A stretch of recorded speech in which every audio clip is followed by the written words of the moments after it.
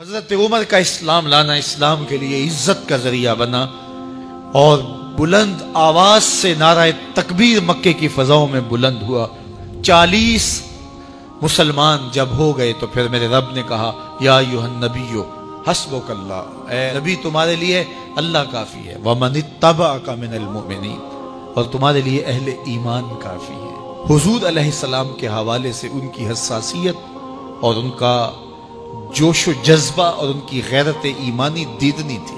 حضرت شاہ ولی اللہ محدث دہلوی علیہ رحمہ فرماتے ہیں کہ 17 مقامات پہ قرآن مجید میں حضرت عمر کی رائے کے مطابق قرآن نازل ہوا۔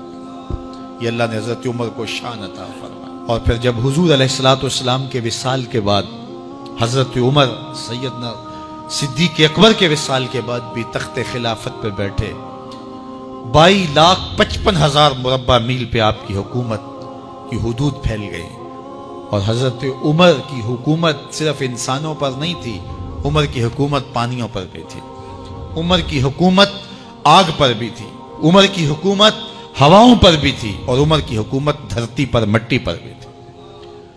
آپ جانتے ہیں کہ مصر کے گورنر نے لکھا کہ یہاں تو عجیب کہانیاں ہیں۔ کیا ہوا؟ کہا کہ دریائے نیل اتنی دیر تک چلتا نہیں جب تک ایک نوجوان لڑکی کو زیورات سے آراستہ کر کے نیل میں ڈالا جاتا ہے، پھر نیل چلتا ہے، اور یہ برسا برس رسم جاری ہے۔ حضرت عمر کے پاس جب یہ پیغام پہنچتا ہے تو حضرت عمر نیل کو خط لکھ رہے ہیں، بسم اللہ الرحمن الرحیم، مصر کے نیل کے نام عمر کا خط، اور آگے لکھتے ہیں اے نیل اگر تو اللہ کے حکم سے چلتا ہے تو چل، ورنہ تیری کوئی ضرورت نہیں ہے۔ اور رکا لکھ کر قاصد کو دیا، جا کے یہ دریائے نیل میں ڈال دو۔ اللہ اکبر، جن کے رکے دریا بھی مانتے ہیں، پانیوں پر بھی حکومت ہے۔ اور نیل میں جب وہ رکا ڈالا گیا، نیل ایسا چلا آج تک کبھی رکا ہی نہیں ہے۔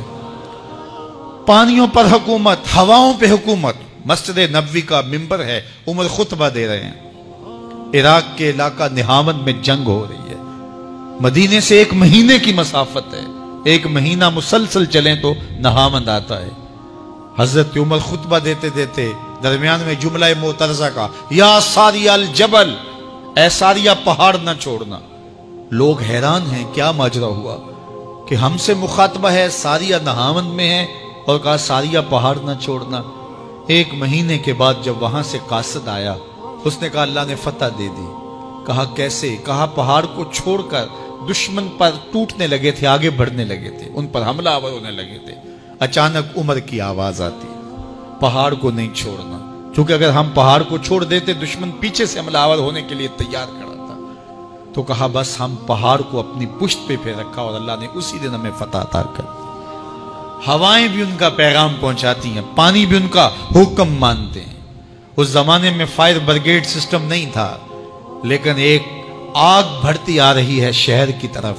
لوگوں نے حضرت عمر کو بتایا، امیر المومنین، آگ پھیلتی آگے بڑھتی چلی آ رہی ہے اور شہر کو اپنے قابو میں لینے والی ہے۔ عمر اپنی چادر اتارتے ہیں اور حضرت تمیم داری کو دیتے ہیں، کہا یہ چادر لے جاؤ اور ایسے ایسے کرو، آگ پیچھے بھاگتی چلی جائے گی۔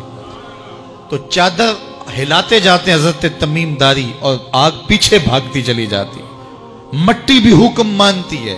ایک لونڈی کھڑی رو رہی ہے راستے میں، کہا تجھے کیا ہوا؟ کہا ٹھوکر لگی، میرا تیل زمین میں بہہ گیا، میری مالکہ بڑی سخت ہے، وہ مجھے کہے گی تم نے یہ کیا کیا۔ عمر درہ زمین پہ مارتے ہیں، فر الارض الم عادل علیک، زمین عمر نے تیری چھاتی پہ عدل نہیں کیا؟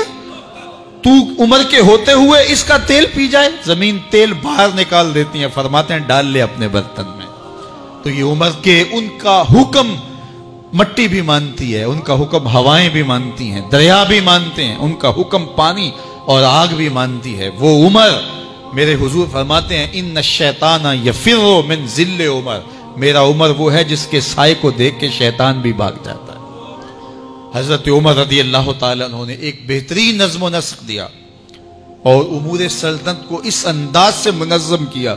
ایک غیر مسلم مفکر کہتا ہے اگر اس امت کو ایک اور عمر مل جاتا پوری دنیا پہ حکومت مسلمانوں کی ہوتی۔ ایک دن مسجد نبوی سے باہر حضور تشریف لا رہے تھے، دائیں ہاتھ میں حضرت ابو بکر کا ہاتھ تھا، بائیں میں حضرت عمر کا ہاتھ تھا۔ ایسے باہر کی جانب آ رہے تھے، دروازے سے کوئی بندہ داخل ہوا، اس کو دیکھ کے حضور نے فرمایا ہا کازا نبعث یوم القیامہ، قیامت کے دن جب قبروں سے اٹھائے جائیں گے ہم ایسے ہی اٹھیں گے، میرے دائیں ہاتھ میں ابو بکر کا ہاتھ ہوگا، بائیں میں عمر کا ہاتھ ہوگا۔ اللہ اکبر۔ جے شک ہووی تے چل مدینے، جے شک ہووی تے چل مدینے، آ ویکھ لے جوڑ مزاراں دا بن یار نبی دیاں۔